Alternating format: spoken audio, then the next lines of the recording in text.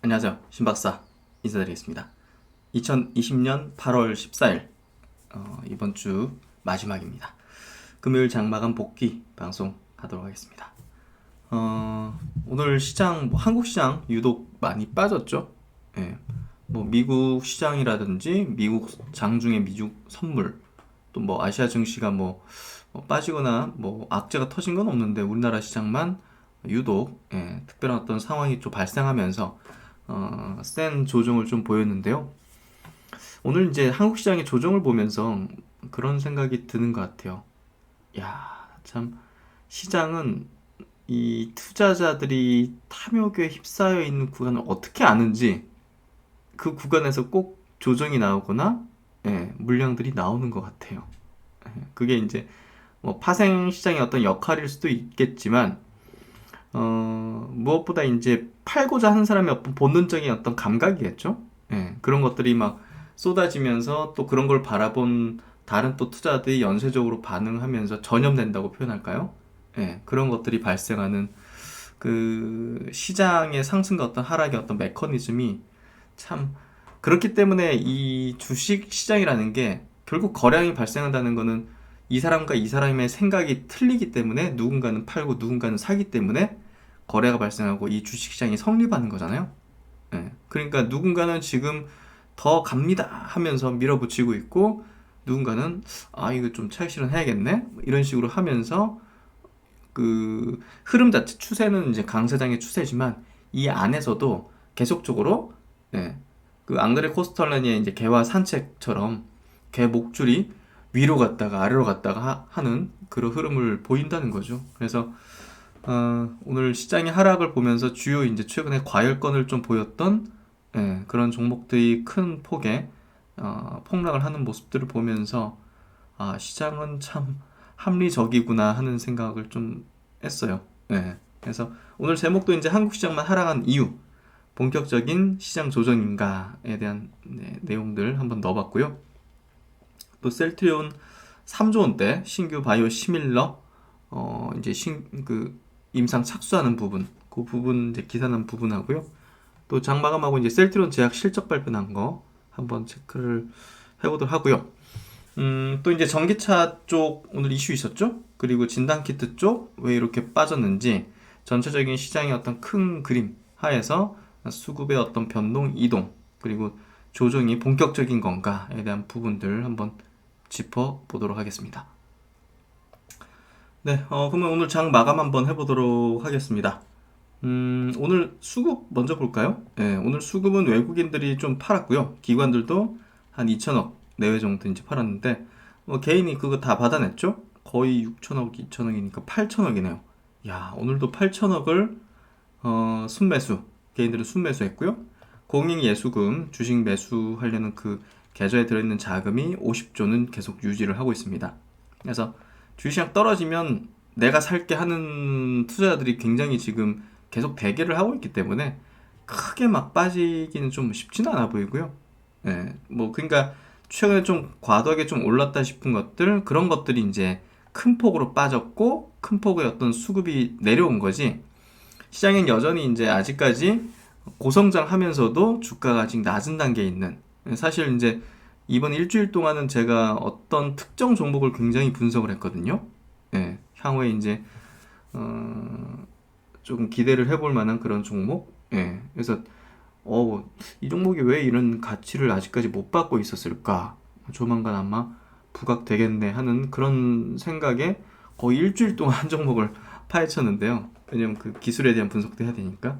그러니까 여전히 이제 그런 종목들이 있어요. 그리고 강세장 속에서 결국은 너무 과도하게 오른 것들은 이제 약간 조정권에 가거나 이제 고점의 어떤 패턴들, 시장 같은 거, SK 케미칼 같은 거, 그런 것들이 이제 고점의 패턴이 나오게 될 거고요. 그 공백들을 이제 새로운 종목들, 명분이 있는 것들, 어떤 트렌드가 발생되는 것들에서 또 붐이 일어나면서 또 발생되는 상승하는 그리고 업종을 이끌어가는 그런 흐름이 전개될 걸로 생각합니다. 그래서 이 섹터 안에서도 이제 순환매가 도는 거고요. 과열된 거 팔고 또 제같이 못 받고 있는 향후에 뜰 만한 것들 사고 이런 게 이제 된다는 거죠. 과거에도 이제 어떤 주도주 섹터 안에서도 벌어졌던 일이에요. 예. 그래서 뭐 주도주 대형 시가총액 큰 대형주는 추세 꺾일 리가 없고요. 예, 당연히 뭐 네이버 카카오라든지 NC라든지 그런 것들이 꺾일 리가 없죠. 셀트리온, 삼성 바이오, 그리고 LG화학, 삼성 SDI 이런 것들이 막 꺾일 리는 없죠. 예. 그래서 그런 내용들 이따 짚어볼 생각인데요. 이게 지금 코스피 지수 주봉 차트인데요. 보시면 참 이격이 이렇게 벌어지는 어떤 다소 좀 과열되는 어떤 국면 있잖아요. 이런데 이런 국면에서 참 메커니즘이 작동한다니까요. 조정이 나오면서 많이 이익 난 사람들 파는 거죠. 결국은. 그리고 이제 그런 것들이 어느 정도 소화되면 다시 또 가고. 오랫동안 시장을 좀 보면서 참 이런 것들이 형성된다는 거. 그리고 이제 보시면 오늘은 또 금요일이니까 좀 편하게 장에 대한 전체적인 제 과거 경험들 얘기 드리면 이렇게 역별로 밀릴 때는요. 지금은 정배열로 돌아섰기 때문에 별 걱정 안 해도 돼요. 사실은. 종목이 내 종목이 한두 달 조정받는 거 이런 것들 크게 걱정할 필요 없어요. 근데 여기서 역별로 밀리기 시작하는 구간들 있잖아요. 재작년 초부터 2018년도 초부터 그때도 이제 셀트론이 이제 고점 찍고 꺾이기 시작할 때죠.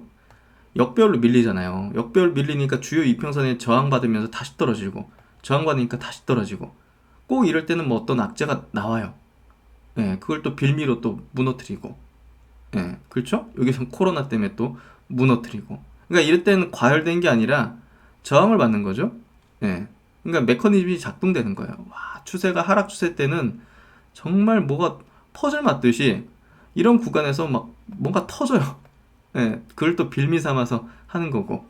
근데 지금 보면 미중 간에 막 충돌이 막 발생하는데도 불구하고 시장은 계속 올라가죠. 코로나 막 확진자는 계속 증가하는데도 시장은 올라가죠. 그러니까 우리가 주식을 하는 이제 사람들이 좀 오류를 발생시키는 게 뭐냐면 어떤 논리적인 생각으로 이런 이슈가 발생하니까 시장이 폭락할 거야. 이런 이슈가 발생하기 때문에 시장이 상승할 거야. 이런 그 대입 논리로 많이 생각을 하잖아요. 그러니까 셀트론도 마찬가지예요. 셀트론 호재 나왔는데 상승해야지. 셀트론 악재가 나왔으니까 떨어져야지. 그렇죠? 이런 생각을 주로 갖잖아요. 근데 시장이든 전체 지수든 종목이든 그렇게 대입 논리가 적용되지 않는 곳이에요. 대입 논리가 적용되는 곳이었다면 우리가 학창시절에 배웠던 그 법칙들이 정확한 거죠. 그러니까 정말 뭐랄까요? IQ 순서대로 공부 잘하는 순서대로 주식시장에서도 성과를 낼 수밖에 없겠죠. 그런 대입 논리라면 공부 잘하는 사람들이 당연히 주식시장에서 성공하는 거죠. 근데 주식시장은 이제 그런 어떤 논리의 게임이 아니란 말이에요. 로직적인 개념의 게임이 아니라 여기는 굉장히 유동적인 어떤 대중심리와 이런 주식시장의 원리 자체가 이게 게임이론과 비슷한 개념이거든요. 그러니까 법칙이 아니라 상대방의 반응에 따라서 대응에 따라서 또 전략이 변경돼야 되고 하는 이런 속성을 지니는 정말 어려운 곳이에요. 사실은. 그렇기 때문에 이제 그렇게 비유를 좀 드리지만 셀트리온이 이런 호재 나왔으니까 상승하고 이런 논리가 적용되지 않는다는 거예요. 그러니까 그런 거에 너무 스트레스 받거나 너무 야 이런 호재도 안 가냐 이런 식으로 접근하면 좋은 종목도 놓치거나 감정 소진을 해가지고 지칠 수 있단 말이에요. 아셨죠? 이 주식시장이 이렇게 하락하는 구간 동안 호재 없었겠어요? 셀트리온 호재 없었습니까? 아니잖아요. 그렇죠? 주식시장은 대입 논리가 아닙니다. 지금은 악재에 둔감하죠. 악재에 별 반응 안 하죠. 하루 이틀 반응하기도 하지만 다시 올라가잖아요. 그렇죠? 시장은 이런 겁니다. 방향이 중요해요. 추세가 중요해요. 지금은 추세가 완전히 바뀌었어요. 상승으로. 그렇기 때문에 주도주를 쥐고 가면 되는 거예요. 주도주를 흔들리면 안 돼요. 성장이 끝난 것도 아니고 실적의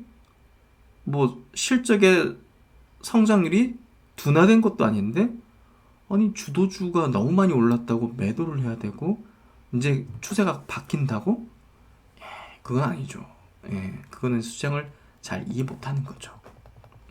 예, 참 이제 무슨 얘기를 드리고 싶었는데 이런 얘기까지 왔냐면 시장은 참 희한하게도 사람들이 탐욕에 휩싸여 있을 때 조정을 만들어 주더라는 얘기입니다. 코스닥도 마찬가지로 지금 보시는 건 코스피고 코스닥도 마찬가지로 와 이격이 이렇게 벌어졌어? 여기 보시면 5주선을 완전히 이격을 벌리면서 위로 올라가잖아요. 그러면 참 아이러니하게도 이렇게 조정을 만들어요. 2018년도 보세요. 2018년도 코스닥 주봉 차트입니다. 와 이거 보십시오. 여기서 막 과도하게 이격이 벌어지죠. 그러니까 누르는 조정이 나오죠. 그리고 이게 소화되니까 다시 치죠. 예, 지금도 이제 비슷한 개념이 될 거예요. 직전 고점 2018년도 코스닥 직전 고점이 932포인트입니다. 거의 다 달아와가지고 조정을 받죠. 예, 분명히 이제 많은 종목들이 여기에 매물대가 있을 거예요.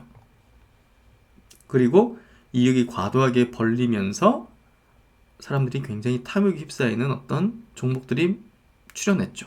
그런 것들이 조정을 받으면서 그런 것들이 시가총액이 높은 상태니까 대표적인 게 시젠이니까 예, 그런 것들이 조정을 받으면서 이런 음봉을 만드는 거죠. 예, 하지만 또 시젠이나 이런 것들처럼 SK케미칼 이런 것들처럼 오르지 않았지만 가치가 있는 그리고 성장 가치가 있고 모멘텀이 있는 것들이 있단 말이에요. 이제 그런 것들이 또 후발로 또 움직이면서 치고 달리는 상황이 발생될 거예요. 저는 셀트리온 그룹주는 이제 기본적으로 포트에 딱 끼워놓고 그런 것들을 계속 찾는 거예요. 제가 그런 것들을 스마트 리포트에 듬성듬성 올려드리는 거고요. 아셨죠? 그러니까 너무 이제 셀트리온에 100%까지 이렇게 포트폴리오를 하진 마시고요. 저는 이거는 제 생각을 그냥 드리는 겁니다. 예. 셀트리온 그룹주에 이제 거의 대부분에 들어가 있는 분도 계시겠지만, 일부는 지금 강세장이기 때문에 다른 종목들도 괜찮은 종목들이 많단 말이에요. 예, 튀어오르는 것들. 그러니까 그런 것들도 거래를 해도 괜찮다고 생각해요. 예, 아직 제 가치를 안 받는 것들이 있거든요. 그래서 그런 관점에서 한번 생각해 보시면 포트폴리오 관점의 부분을 생각해 보시면 좋을 것 같고요. 지금은 충분히 조정이 나올 수 있는 구간이고 최근에 좀 과열된 느낌의 종목들이 매물이 출회되는 그런 구간대에 왔다. 그래서 그런 영향 때문에 오늘 뭐 셀트리온 그룹도 제넥신도 영향을 같이 받았던 걸로 생각이 되고요. 뭐 셀트리온이나 제넥신 뭐 악재나 문제나 추세 붕괴되는 모습은 없잖아요. 그러니까 흔들리거나 뭐 왈가왈부할 필요는 없죠. 그래서 이제 주요 종목들 이제 먼저 보면 이제 오늘 외국인이 460억을 팔았는데 4,600억을 팔았는데요. 화학 업종에 1,500억, 전기전자 섹터에 1,600억 이쪽에서 대부분 팔았죠. 화학 업종은 이제 LG화학 쪽이고요. 전기전자 쪽은 뭐 삼성전자 하이닉스 그리고 이제 전기차 삼성 SDI 이쪽이라고 보시면 될 것 같아요. 기관들도 이제 같이 배터리 종목들 이런 것들을 좀 같이 판 걸로 볼 수가 있는 것 같고요. 주요 종목들 시총 상위 종목들 보면요, 삼성전자 하이닉스도 빠졌고 삼성바이오도 빠졌고 뭐 다 빠졌네. 이제 많이 빠진 거 LG화학 많이 빠졌죠. 5%. SDI가 이제 5.7% 빠졌고 셀트리온 양호한 거요. 1.3%. NC, SK텔레콤도 2%대. 최근에 많이 올랐던 금융주도 오늘 좀 낙폭을 보였고요. 삼성생명도 9% 빠졌네요.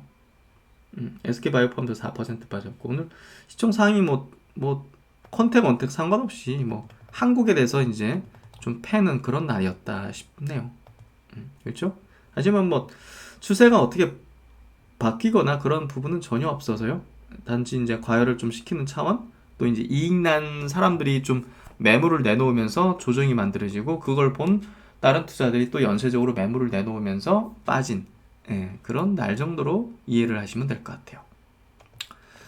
그러면 이제 모건스턴이 아침부터 나온 그 리포팅 한번 좀 보도록 할게요. 오늘 제목부터 뭐 사우스 코리아 EV 배터리즈 노모 업사이드 하면서 그냥 상승할 여력이 없다 더 이상. 아니 그냥 뭐 자극적으로 썼네요.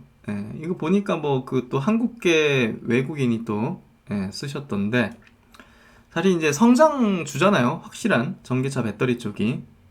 근데 이제 뭐 논조는 이제 그런 거죠. 지금 한국의 배터리 기업들이 이제 대부분 좀 과도하게 올라 있다. 그리고 이제 테슬라의 이제 배터리 데이가 이제 9월 22일 날 있는데 이게 이제 테슬라가 공식적으로 배터리 제조사로서 선언을 하는 날이거든요. 그래서 자신이 갖고 있는 뭐 생산 능력 그리고 뭐 생산 기술이라든지 특허 그런 것들을 뽐내는 날이에요. 예, 그러다 보니까 이런 엄청난 경쟁자가 이제 출연하는데 이렇게 높은 밸류를 받아도 되냐? 예, 뭐 그런 얘기들을 쓴 건데 자세하게 이제 제가 번역한 것들을 좀 말씀 한번 드려볼게요. 국내 이제 주요 배터리사에 대한 투자 의향을 이제 하향한 거예요. 예, 뭐 삼성 SDI 그리고 SK 이노베이션, 뭐 에코프로, 뭐 또 뭐지? 예, 포스코 케미칼 뭐 이런 기업에 대해서 투자 의견을 하향하고 목표 주가를 내렸거든요. 근데 이제 투자 의견을 LG화학도 하향을 했지만 목표 주가는 75만 원으로 상향했어요. 지금 LG화학이 얼마더라? 70만 원이었나? 딱 70만 원이거든요. 오늘 종가가. 예. 오늘 종가가 딱 70만 원. 목표 주가는 상향을 했고요. 테슬라의 이제 9월 22일 날 배터리 데이에 대한 리스크가 이제 반영되어 있지 않아서 현 주가는 과도하고 상승 여력이 없다는 이제 논조고요. 테슬라의 이제 배터리 데이에서 테슬라의 이제 배터리 생산에 엄청난 경쟁자로 올라설 것이며 현재 타 배터리사의 장기적 성장에 경쟁 요소가 등장함을 말한다. 그래서 마진율이 하락할 전망이다. 이런 어떤 예상들을 이제 넣었어요. 이 투자 의견을 하향하고 이제 목표 주가를 내린 이유, 근거에 대한 어떤 논리를 이제 얘기를 하는 거고요. 그래서 이제 이번 배터리 데이, 테슬라의 배터리 데이에 나올 혁신의 시작을 알릴 기술들과 특허, 프로젝트를 언급하고 이제 주목을 해봐야 된다고 했고요. 현재 이제 배터리 기업들은 2030년까지 연간 40% 성장률로 현재 주가가 이제 형성돼 있고 반영돼 있다. 하지만 해당 기간 동안 전기차 시장의 성장률은 24%다. 예. 그래서 이런 24%의 성장률 전망치를 현재 한국의 배터리 기업들은 초과돼 있다. 예, 주가가 좀 오버페이스 하고 있다. 결국 이제 성장은 하겠지만 과도한 밸류를 받고 있으며 테슬라라는 강력한 경쟁자의 출현을 고려치 않은 밸류이기에 투자 의견을 하향한다라고 얘기를 하고 있습니다. 여러분은 좀 이게 설득력이 있다고 생각되나요? 저는 이제 이 부분은 모르겠어요. 설득력이 상당히 좀 낮다고 생각되거든요. 예. 테슬라 왜냐하면 이제 이 가정은 뭐냐면 테슬라가 이 전기차 시장에 대한 굉장한 독보적인 점유율을 향후에도 계속 점유해 나갈 것이라는 아니, 그 전제를 깔고 이렇게 전망을 하는 거라고 보여져요. 그러니까 향후에 펼쳐질 전기차 시장에서 뭐 정말 뭐 테슬라가 막 50% 점유율을 차지한다. 뭐 이런 가정이라고 볼 수 있거든요. 그래서 제가 볼 때는 이 모건스탠의 이 리포트가 좀 과도한 가정 아닌가. 예. 뭐 유럽 시장 뭐 지금 내연기관 차들도 현대차도 그렇지만 본격적으로 이제 전기차 생산하면 테슬라의 어떤 점유율이라든지 테슬라가 이제 득세한 어떤 위치를 그냥 상당 부분 뺏을 것이고 뭐 테슬라라는 기업이 이제 자율주행으로 나가는 기업으로서 이게 플랫폼 기업으로서 이제 상당한 이제 주도권을 뭐 지금의 우리 스마트폰 시장에서 뭐 애플이라든지 뭐 구글과 같은 그런 역할을 할 수 있다는 그런 생각도 해볼 수 있는데 어쨌든 이 리포트도 상당한 가정을 하고 있다는 거죠. 그래서 저는 좀 최근에 오버페이스를 했지만 LG화학은 이제 주가 한번 볼까요? LG화학 같은 경우도 최근에 좀 오버페이스를 했죠. 실적 발표 나오고 나서 굉장히 이제 퍼포먼스를 좀 냈는데 이게 장기적인 성장이 있어가지고 뭐 크게 훼손될 수 있는 포인트냐고 생각하진 않아요. 장기적인 성장 그리고 지금 현 장세 속에서의 성장주 섹터 내 주도주의 역할은 여기서 무너지긴 어렵다고 생각합니다. 그래서 이 리포팅으로 인해 가지고 오늘 배터리 기업들이 상당히 좀 많이 나폴 크게 보이고 또 투자자들이 또 혼란스럽게 되잖아요. 이런 경우에는. 그래서 이제 약간의 어떤 기간 조정, 가격 조정은 발생될 가능성이 높지만, 외국계 기관이 이제 이렇게 때려 패면, 하지만 이 성장의 어떤 훼손이라든지 추세가 꺾일 리는 없다. 저는 그렇게 생각합니다. 그래서 최근에 좀 오버페이스한 주가가 좀 조정받을 수 있는 그런 빌미 정도로 생각하시면 될 것 같고요. SDI 같은 경우도 최근에 좀 오버페이스적인 측면으로 좀 나은 걸 해소하는 그런 흐름이 전개될 것 같습니다. 에코프로 BM 이것도 최근에 여기서 막 치고 올라왔죠. 엄청. 코로나 사태 때 5만원 정도 하던 게 지금 한 3배 올라왔잖아요. 그러니까 약간 좀 조정한다는 측면으로 보면 될 것 같아요. 2차전지도 우리나라가 얼마나 경쟁력이 높은 기업들인데 그렇게 좀 바라보고요. 그리고 이제 오늘 바이오 섹터 내에서 가장 핵심적인 그 주가 변동은 시젠이었습니다. 시젠이 이 코스닥 시장에서 시총 2위입니다. 시총이 2위에 이제 기업 8조까지 갔었죠. 기업이 지금 오늘 19%, 20% 가까이 빠졌어요. 제가 볼 때는 오늘만 따지면 굉장히 좀 과도하게 좀 빠진 거라고 생각되고요. 이 고점은 어느 정도 좀 형성하는 패턴이죠. 제가 이제 요때부터 말씀드렸잖아요. 이제 고점의 패턴이 만들어질 것 같다. 그게 이제 오버페이스 나오는 그런 수급들이 좀 보였는데, 결국은 이번 실적 발표의 기점이 전환점이 된 거죠, 결국은. 그래서 어쨌든 이번 강세장에서 시제는 제가 볼 때는 고점을 찍은 걸로 볼 수 있을 것 같고요. 실적의 피크아웃, 그러니까 실적의 정점이 2분기 혹은 3분기 가능성이 높기 때문에 2분기 가능성이 높죠, 사실은. 그래서 이번이 아마도 고점이 찍힐 것 같고, 여기서 그대로 여기 또 꼬라박고 이렇게 하는 것보다는 왔다 갔다 돌릴 것 같아요.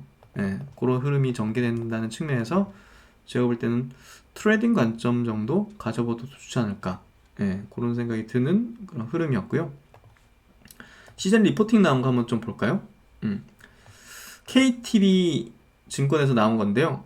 실적 방향성을 확인하자 해가지고 장비 판매 호조로 매출액 당사 추정치 상회하였으나 이익단은 추정치에 부합.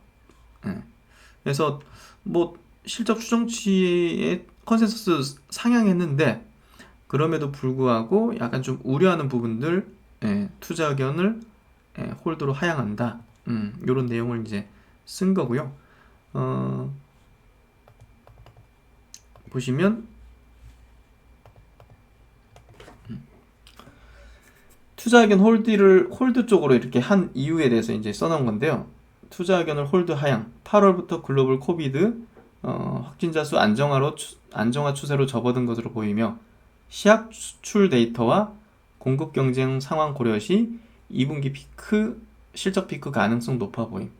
그래서 연간 기준 800% 가까이 급등한 주가는 코비드19 백신 및 치료제 개발 성과 확인 시 투자 심리 악화로 이어질 수 있어서 유의할 필요가 있다고 이렇게 썼습니다. 그래서 제가 볼 때는 약간 보수적이면서도 좀 냉정하게 쓴 것 같은데 이 리포트에 따른 어떤 영향권도 분명히 오늘 있었던 것 같고요. 어쨌든 어제 실적 발표 때 나오고자 했던 물량들이 상당히 있었던 것 같아요. 그게 어떻게 나오든 상관없이. 왜냐면 실적이 일부 증권사의 예측치보다는 상당히 상회했거든요. 근데 이제 그런 것들이 오히려 3분기에 이 실적을 넘어설 수 있을까? 이런 생각, 이런 어떤 분위기가 아마 오늘의 큰 폭의 하락을 만든 게 아닌가 싶거든요.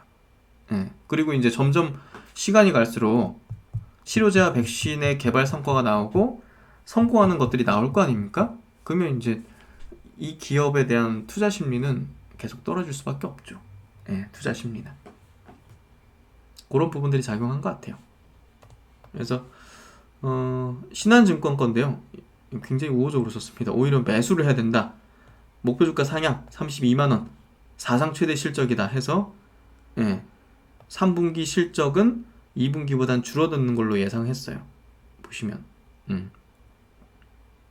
근데 날씨가 추워지는 4분기는 다시 성장을 한다. 겨울에 독감과 코비드19가 동시 유행할 가능성도 높다. 증상이 비슷하지만 구분하기 어려워 독감과 코비드19를 함께 진단할 수 있는 신규 제품도 곧 출시할 예정이다 라고 했습니다. 그래서 약간 부정적으로 쓴 리포팅과 긍정적으로 쓴 리포팅을 좀 보여드렸고요. 판단은 이제 한번 해보시면 좋으실 것 같아요. 제 생각은 이번이 좀 피크일 것 같다는 생각이고요. 그래서 진단키트 관련된 종목들 분석을 해보면 이 바이오 수급에서 굉장히 중요하고, 현재로서는 바이오 수급에서 핵심적인 수급들이 여기 붙어 있었거든요. 이 수급들이 이제 빠져나올 건데, 제가 볼 때는 분석 정리를 한번 해보면요.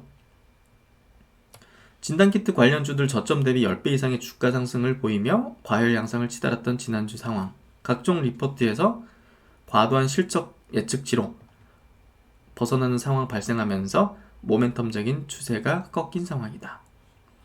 시즌의 금일 하락은 과도한 부분이 있으며 대장주는 솔직히 대장주가 단봉으로 죽기는 좀 어렵거든요. 단봉으로 죽는다는 게 이번에 시즌이 이렇게 고점 찍고 떨어지고 있잖아요. 여기서 그냥 이렇게 꼬라박으면서 계속 그렇게 되긴 어렵다고 보고요. 옆으로 이제 몇 번을 돌리는 형태가 될 것 같아요. 그래서 대장주는 단봉으로 죽기는 어렵다는 판단이며, 트레이딩 관점으로는 접근도 가능할 듯하다. 오늘과 같이 좀 과도하게 빠지거나 여기 월요일날, 다음 주 월요일날 여기서 더 밀려버리면 저는 트레이딩 관점으로 약간 들어가고 싶은데, 그냥 그런 관점으로 볼 수 있다는 얘기고요. 치료제 백신 성공 가능성이 높아지게 되면 진단키트 모멘텀은 실적보다 선행해서 소멸할 가능성이 높아 보인다는 얘기를 생각을 저는 하고 있습니다. 그래서 이제 금일 시장의 약세에 대한 정리 분석을 해보면요. 전일자로 미국 시장 혼조금 마감하면서 나쁘지 않았는데 아시아 시장도 지금 다 올랐어요. 일본, 홍콩, 대만 상해. 근데 이제 한국 시장의 약세 도와서는 전일 시젠 실적 발표로 시간외 폭락한 부분이 좀 영향을 미쳤고요. 또 모건 스탠리의 국내 배터리사에 대한 투자 의견이 하향이 이제 겹치면서 상당히 좀 약세를 보였고요. 또 이제 SK 케미칼 자회사 이제 SK 바이오사이언스의 노바백스, 미국의 이제 백신 회사 노바백스와의 이제 계약 소식이 막 나오면서 결국은 SK 케미칼 한번 주가 한번 볼게요. SK 케미칼은 이제 주가고요. 이게 이제 아스트라제네카 그 계약 소식이 나왔을 때 이렇게 튀었잖아요. 그리고 나서 조금 눌리다가 다시 위로 강하게 치고 있었죠. 그래서 굉장히 특이했어요. 야, 이런 케이스 드문데 뭔가 있나 또? 했는데 막 그런 루머들이 좀 돌았거든요. 추가 계약에 대한. 근데 그게 이제 이번에 딱 터져버렸죠. 노바백스. 그래서 이거구나. 그러면 이번에 이거 터지면 오늘은 좀 피크 찍겠네 싶더라고요. 예전에 이제 한미약품도 그랬었거든요. 그때 이제 첫 기술 수출 계약이 터지고 나서 또 계속 올라. 이거 왜 이렇게 계속 오르지? 했는데 딱 터지더라고요. 다시 또 기술 수출이. 그러니까 그대로 이제 푹 떨어지더라. 그래서 이제 재료가 노출된 거기 때문에 오른 이유에 대해서 재료가 노출됐기 때문에 어느 정도 이제 또 캐파가 채워졌고 백신 생산에 제가 볼 땐 피크를 찍은 게 아닌가 하는 생각이 드는데요. 그래서 이 SK케미칼도 오늘 이제 어느 정도 고점을 찍는 형태가 나오면서 전반적인 바이오 투심을 좀 악화시킨 것 같아요. 그래서 이제 SK케미칼 재료 노출로 바이오 약세까지 이어지면서 또 LCLB도 어제 상승폭을 상당 부분 이제 반납했죠. 그런 부분들이 오늘 코스닥을 조금 더 약하게 만들었고, 시가총액 상위 종목이 있는 코스닥 150은 3% 하락 만들었습니다. 그래서 국내만 지금 오늘 좀 특수한 상황 때문에 조정을 받은 경우이기 때문에 회복은 좀 빠를 가능성이 높다고 생각하고요. 강세장 속에서 자연스러운 어떤 조정 흐름이라는 점에서 인식하는 게 제가 볼 땐 좀 합리적이다. 그래서 이번 조정에 겁먹을 필요는 없다고 생각합니다. 조정받을 만한 종목들이 조정받고 폭락한 거지, 뭐 저 밑단에 있는 셀트론이 폭락한 건 아니잖아요. 아쉽게도 떨어지긴 했지만 사실은 다른 종목 대비해서는 양호한 수준이었다고 생각이 되고요. 그래서 이제 주요 종목들 기술적인 어떤 흐름은 체크를 해보면요. 먼저 이제 셀트리온 같은 경우는 이제 실적 발표까지 끝났고, 코로나 치료제도 일상에 이제 진입했지 않습니까? 환자 모집까지 완료하고, 그렇기 때문에 약간의 어떤 모멘텀적인 소멸, 그리고 이제 진단키트까지 출시를 했잖아요. 예, 그러니까 모멘텀적인 좀 소강 국면으로 좀 들어갈 수 있을 것 같아요. 음. 또 합병에 대한 얘기까지 뭐 어느 정도 딱 못 박는 내용이 나와버렸기 때문에 여기서 굉장히 새로운 게 나와야지 다시 위로 튈 수 있는 그런 흐름이 전개되지 않을까 생각이 돼요. 그래서 약간의 좀 소강 국면으로 들어가지 않을까 하는 생각이 드는 시점 구간대라고 볼 수 있을 것 같고요. 또 헬스케어도 뭐 실적 발표 났고 또 모멘텀이 당분간 좀 소강 국면이기 때문에 나올 게 이제 특별히 없기 때문에 옆으로 좀 기는 조금 밀릴 수도 있고 옆으로 기는 형태 나올 것 같고요. 또 언제라도 뭐 특별한 게 나오면 팡 튈 수 있는 거죠, 결국은. 그리고 제약도 오늘 실적 발표 나오고 다른 두 종목 대비해서 조금 더 밀려 있죠. 많이 올라왔기 때문에 그런 것 같아요. 그래서 이렇게 조금 소강 국면으로 들어가는 어떤 흐름이 좀 전개되고 있다 보시면 될 것 같고요. 제넥신도 이제 임상에 일상 들어가고 나서 시간이 필요하잖아요. 뭔가 내용이 나오려면. 그러니까 위아래로 이제 그냥 소강 국면인 거죠. 그러니까 21선 정도에서 받치면서 소강 국면 되는 그런 흐름이 전개되는 것 같고요. 이 구간에는 뭐랄까요. 특별하게 이렇게 뭐 변동될 게 없을 것 같아요. 홀딩하고 있으면 된다는 생각을 가지고요. 저는 그냥 새로운 거 나오면 이제 한번 분석해보고 이런 관점을 가지면 될 것 같고요. 먼저 이제 셀트리온 제약 부분부터 체크해볼게요. 셀트리온 제약이 이제 2분기 실적 발표가 나왔는데요. 매출액은 463억, 한 8.8% 정도 증가했고요. 매출액 증가는 크진 않았어요. 근데 이제 원가 경쟁력 개선으로 인해서 영업이익이 57% 증가했다는 요 내용이 좀 핵심이 될 것 같은데요. 그래서 상반기 누적 매출액은 900억대, 영업이익은 101억 정도. 그래서 지금 뭐 실적 대비해서 밸류에이션을 따지면 뭐 지금 굉장히 높은 수준이기 때문에 현재 실적이 중요한 포인트는 아닌 것 같고요. 셀트리온 제약의 주가의 어떤 동인 자체는 역시나 뭐 코로나 관련 모멘텀과 합병 관련 모멘텀, 그리고 글로벌 케미칼 프로젝트, 글로벌 조달, 수출을 품목을 늘리는 거. 여기 기사 마지막에도 있는데요. 7월부터 글로벌 조달 시장으로 공급되는 HIV 이제 에이즈 치료제 CTG7의 본격 출하를 시작하면서, 그러니까 3분기부터 이 국제 시장에 출하되는 것들에 대한 매출이 계상되기 때문에 3분기, 4분기가 좀 기대해 볼 수 있는 포인트거든요. 그래서 이번 뭐 2분기까지 매출이 크게 늘지 않은 부분은 사실 과거와 현재가 중요한 게 아니라 미래가 중요하기 때문에 주가의 중요 포인트는 아닐 것 같고요. 그러니까 이번 2분기 실적 발표가 주가에는 별 중요하진 않다는 거죠. 그래서 요 7월부터 요 글로벌 이제 생산 들어간 제품 판매로 인한 매출 상승, 요게 이제 중요한 포인트가 될 것 같고요. 3분기까지 글로벌 케미칼 제품의 상업 생산도 총 4종으로 늘릴 계획이다. 이런 내용들입니다.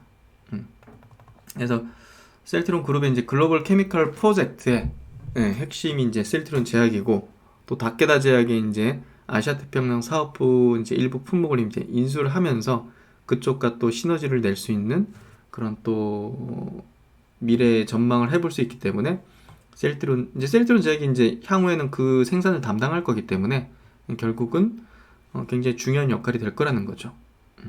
그래서 계속적으로 체크를 해보면 될 것 같고요. 그리고 이제 셀트리온이 오늘 새로운 신규 파이프라인 임상 착수 들어갔다는 소식이 이제 나왔는데요. 프롤리아 바이오시밀러 CTP41 임상 1상에 착수했다. 이거 이제 글로벌 임상인데요. 암젠이 갖고 있는 이제 프롤리아라는 어떤 오리지널 약품, 골다공증 치료제라고 합니다. 이거 바이오시밀러 임상 1상에 이제 착수한다. 내년 상반기에 임상 1상 완료 계획을 가졌다. 이게 이제 임상에 진입했다는 것 자체는 설계가 다 끝났다는 거잖아요.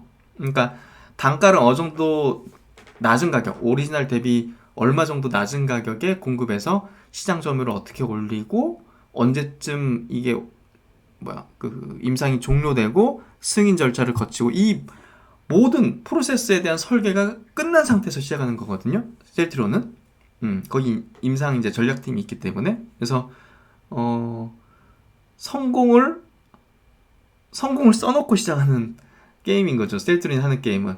예, 그래서 이 제품도 하나의 어떤 또 품목이 들어갔다는 것도 우리가 또 환호할 수 있는 내용이라 보면 될 것 같고요.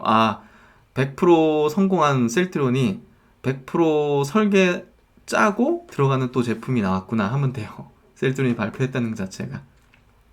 그래서 임상 3상도 내년부터 진행해서 25년 2월 미국 물질 특허 만료 시점에 상업화 계획을 갖는다 해서 매년 한 개씩 그 출시한다는 계획을 위해서, 목표를 위해서 회사는 뚜벅뚜벅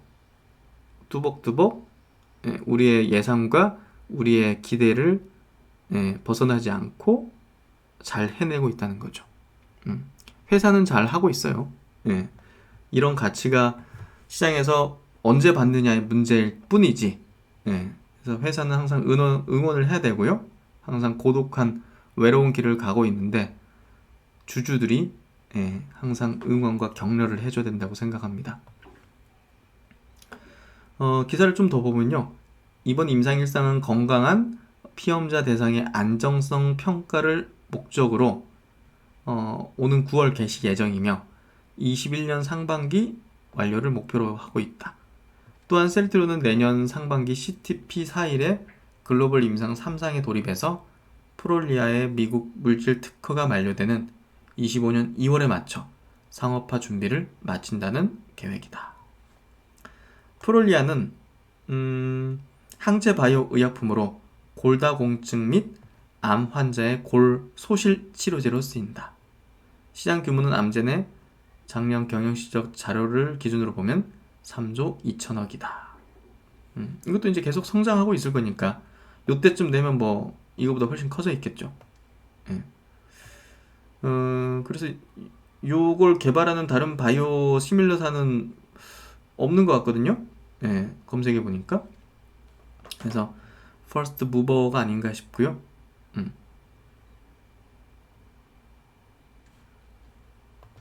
그래서 이제 셀트리온의 이제 연간 임상 및 이제 승인 계획을 보면요. 올해 이제 램시마 SC EMA 이제 승인 기대를 하죠. 연말이나 내년 초쯤. 휴미라 이제 바이오시밀러 유럽 승인 및 FDA 승인이죠. 실수했네요. 요거 승인은 다 받았고. 휴미라 쪽 미국 FDA 승인 신청, 그리고 유럽 승인, 그리고 코로나 진단키트, 항체치료제 이 부분들 있고요. 내년에는 코로나 항체치료제 출시 부분이 있고요. 램시마 SC 미국 임상 종료 있습니다. 그리고 휴미라 바이오시밀러 미국 FDA 승인 요건이 있기 때문에 이거 굉장히 중요하죠. 그리고 이제 아바스틴 바이오시밀러 임상 3상 종료가 되고요. 졸레오 바이오시밀러 내년에 임상 3상 진입합니다. 22년도에는 램시마 SC FDA 승인 및 출시, 그리고 휴미라 바이오시밀러 미국 출시. 22년도가 굉장히 기대되죠. 22년도 전에 그 기대감에 의해서 주가가 그러니까 저는 이런 어떤 큰 그림을 좀 생각을 해봐요. 이번에 이제 코로나로 모멘텀을 크게 받아가지고 주가가 한번 크게 오를 수 있거든요. 그리고 나서 뭐 좀 조정받을 수도 있겠죠. 하지만 그 조정 받다가 이게 가까워져 오면, 그러니까 이제 승인 받는 시점에서, FDA 승인 받는 시점에서 주가는 튀겠죠. 다시 튀어오를 거라 생각해요. 약간 좀 그려지시죠? 그러니까 그런 그림들을 갖고 있어요. 이번에 오버슈팅이 나면 일부 물량을 좀 축소할 수도 있겠지만 그 기간이, 조정의 기간이 2018년도 고점 찍고 지금까지 왔었던 그 기간보다는 훨씬 작을 수밖에 없고, 그 조정의 폭도 제가 볼 땐 작을 수밖에 없을 것 같아요. 예. 왜냐면 이게 메가톤급이 있기 때문에 메가톤급이. 그렇게 좀 생각이 됩니다. 그래서 셀트론이 이제 코로나 치료제 관련된 얘기를 좀 해보면요. 지금 얼마 전에 제가 이제 짚어드렸듯이 확진자 유럽 쪽이 지금 좀 증가하는 추세다 갑자기. 예, 그래서 지금 유럽이 봄에 이제 큰 문제가 컸잖아요. 그러다 보니까 미리 잠궈버리는 거야. 예. 한순간에 지금 이렇게 좀 평화로워진 상황을 한순간에 잃을까봐 앞다퉈서 지금 입국 규제 강화를 하고 있거든요. 그만큼 지금 굉장히 이 코로나 확산세가 조금 심각해지는 것 같아요. 예, 조금 사그라졌던 지역에서. 그래서 치료제 백신에 대한 모멘텀은 죽을 수도 없고요. 아마 더 거세질 거라 생각합니다. 날씨가 이제 장마가 좀 끝나면 이제 조금 쌀쌀해지는 어떤 시기로 접어들 거 아닙니까? 예, 그러면 조금 경계해야 되고, 우리나라도 최근에 좀 확진자 늘어나는 추세고, 예, 수도권이 뭐 확산될 수 있다 이런 어떤 우려도 오늘 기사 아까 본 것 같은데 주의가 굉장히 필요한 것 같습니다. 그래서 얼마 전에 짚어드렸지만 오늘 기사화된 건데요. 셀트리온 코로나19 치료제 임상 1상 환자 모집됐다는 기사가 나왔습니다. 그래서 환자 모집이 됐고 이제 임상 다 이제 투약되고 들어가기 때문에 뭐 또 상당 기간은 또 이제 재료가 소강 국면인 거거든요. 결국은 그런 부분이 주가가 조금은 쉬어갈 수 있는 구간이라는 생각을 해볼 수 있을 것 같아요. 뭐 그런 기사 내용이 있고요. 여기서 이제 CDP27이라는 이제 셀트리온의 그 인플루엔자 항체 신약 종합 독감 치료제에 대한 얘기를 한번 해봐도 좋을 것 같아요. 이게 이제 예전에 임상 2상 글로벌 임상 영국에서 80명 대상으로 했는데 성공리에 끝났거든요. 그러니까 이런 내용들이 결국은 이런 어떤 그 레퍼런스, 이 기술 축적이 결국은 지금 항체 치료제 개발 성공에 그리고 이런 빠른 진행을 만들 수 있던 주 원인이고요.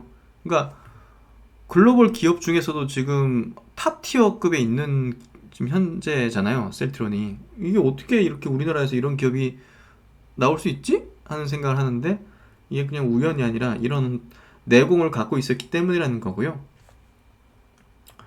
3상 이제 진입할 예정인데 최초 바이오 독감 치료제예요. 최초 바이오 독감 치료제요. 렘데스비르도 합성의약품이고 지금 이제 타미플루 같은 경우도 타미플루도 합성의약품이란 말이에요. 근데 이런 것들이 부작용이 있거든요. 타미플루 먹으면 뭐 환각 증상 있고 뭐 이런 사례들 있잖아요. 그래가지고 엄마들이 좀 먹이기 두렵다 이런 의견들도 많잖아요. 셀트론에 이제 임상 3상 돌입할 예정이다 했는데 이게 돈이 한 1조 이상 든단 말이에요. 그러니까 단독으로 할 수가 없어. 그래서 미국 이제 바르다 이제 재단 뭐 지원을 받는다든지 유럽 영국 지원을 받는다든지 이런 식으로 해야 되는데 약간 3상은 진입을 못 하고 있어요. 돈 문제 때문에. 재벌이었으면 그냥 한 방에 했겠지만. 그래서 CTP27은 독감을 예방하는 백신과 독감을 치료하는 치료제 기능을 모두 갖췄다. 우리가 지금 코로나 치료제가 백신 기능을 일부 갖고 있는 거를 볼 수 있는데 똑같죠. 거의 같은 기술을 가지고서 만들고 있는 거거든요. 그러니까 왜 자신감을 가질 수 있냐면 이 10년 동안 이렇게 했단 말이에요. 돈이 없어서 3상을 못했을 뿐이지 3상도 거의 성공할 가능성이 높단 말이에요. 사실 그런 부분에서 이번 항체 치료제에 대한 굉장한 가능성이 높다고 생각하고요. 저번에 이제 얘기한 내용인데 다시 가져온 거예요. 현재 글로벌 임상 3상 진행 위한 글로벌 파트너사 물색 중이며 1조 원 가량의 3상 비용 문제로 단독으로 할 수 없다고 보여지거든요. 그래서 이거 개발 성공하면 타미플루 대체 및 각국 정부 비축 치료제로 선정 가능성이 높다. 뭐 영국이나 이런 데서 인정한 거니까 미국에서도 인정했고 그래서 어떻게 보면 렘데스비르를 대체할 수 있죠. 지금 현재 CTP59 코로나 항체 치료제가 성공하면 렘데시비르는 뭐 대체하겠죠. 그래서 CDP59에 대한 제 생각은요. 셀트리온의 코로나19 항체 치료제 개발은 그동안 누적해온 항체 치료제 기술에 모든 역량을 쏟아붓는 프로젝트입니다. 코로나19 항체 치료제 개발이 성공적으로 될 경우 3상에 들어갈 1조 원의 자금 조달과 지원이 수월해질 가능성이 높다는 점에서 저는 굉장히 큰 가치를 지닌다고 생각합니다. 혹여 이제 코로나19가 종식된다 하더라도 바이러스에 대한 각국의 대비와 연구 개발은 계속될 가능성이 높고요. 또다시 다른 바이러스가 출몰할 가능성이 높죠. 이는 CDP27에 대한 한국 정부 혹은 미국, 유럽 각국에서의 3상 지원 가능성도 분명히 있다고 생각합니다. 현재 셀트론의 기업 가치에는 CDP27 파이프라인 가치는 전혀 반영되지 않는 걸로 저는 판단해요. 그렇기 때문에 이번 코로나19 항체 치료제 개발이 성공된다면 이게 부각될 가능성이 높다고 생각하고요. 이 기업의 가치는 거기서 원가 공급해가지고 버는 거 없다 하더라도 이거 지원받아서 개발 성공하면 또 셀트론은 단순히 바이오시밀러 케미칼 의약품 생산하는 기업이 아니라 신약 기업의 반열에 올라서면서 그대로 빅팜이 되는 거예요. 그때는 그대로 빅팜이라고 얘기할 수 있는 기업이 되는 거죠. 그래서 이 CDP59는 곧 CDP27이다고 생각하면 될 것 같습니다. 오늘 영상은 이제 요 명언, 워렌 버핏이란 투자 대가의 이제 명언을 마지막으로 설명드리면서 마치도록 하겠는데요. 썰물이 빠졌을 때 비로소 누가 발가벗고 헤엄쳤는지 알 수 있다는 얘기를 하고 있습니다. 우리가 웬만한 강세장 속에서는 웬만한 사람들 다 돈을 벌어요. 그렇잖아요. 지금 뭐 사놓으면 그냥 조금 기다리면 다 올라오잖아요. 그렇죠. 네. 근데 이제 이런 구간에서는 뭐 다 벌지만 이렇게 조정을 받거나 지금과 같이 조정을 받거나 할 때 이 기업에 대해서 어떤 기업에 대한 가치를 제대로 아는 자만이 기업의 가치를 제대로 아는 자만이 험난한 주시장의 파워에서 살아남고 큰 부를 가질 수 있다고 생각합니다. 그러니까 지금 제가 이제 유튜브에서 이렇게 여러분과 함께 하루도 빠지지 않고 공부를 하고 있잖아요. 그냥 주식으로 돈 벌었어. 나 돈 벌었어. 나 들고 있었더니 돈 벌었어. 그 실력 아니잖아요.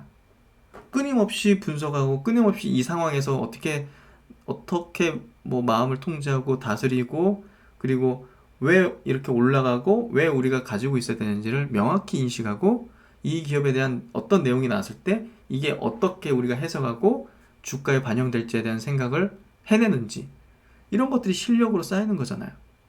그러니까 강세장 끝나고 나서는 그냥 뭐 그런 공부 없이 투자했던 사람들, 벌었던 사람들은 그대로 다 토해내게 돼 있거든요. 하지만 기업에 대한 가치를 제대로 알고 공부를 지속적으로 했던 사람들은 그래서 지혜로워진 사람들은 이 험난한 주식시장 파고에서 끝까지 살아남고 큰 부를 가지게 될 겁니다. 지금 같은 조정 구간, 이런 구간에서 분명히 투자들 간의 실력은 드러나게 돼 있거든요. 한번 이 부분 생각해 보시는 금요일이 되시면 좋겠고요.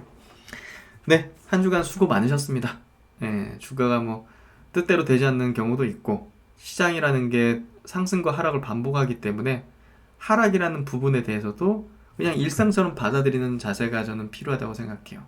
결국은 주식이 뭐 1, 2년 하고 그만두는 그런 대상도 아닐 뿐더러 정말 평생 해야 되는 것이라고 생각한다면 내가 주식 투자 30년, 40년 할 거라고 생각한다면 뭐 지금 뭐 한두 달 상간 뭐 어떻게 벌어지는 것에 대해서 크게 감정의 동요를 일으키지 않을 거예요. 하지만 나는 이번 뭐 강사장에서 한탕 먹고 가겠어 하는 사람들이라면 마음이 조급해지겠죠. 그러니까 그런 부분을 한번 생각해 보시면 좋을 것 같고요. 항상 희망차고 행복한 주식 투자를 위해서는 공부를 해야 됩니다. 누구보다 많이 알아야 되고 가치를 제대로 읽을 수 있어야 됩니다. 시세의 어떤 흐름보다는 가치에 대한 이해가 주식 투자에 큰 불을 쌓는데 핵심일 거라고 생각하고 그런 얘기를 하고 싶습니다. 네, 이 정도 마치도록 하겠습니다. 불금 다들 되시고요.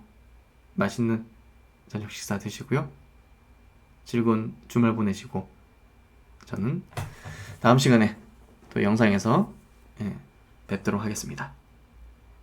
구독, 좋아요도 꼭 부탁드리도록 하겠습니다. 감사합니다.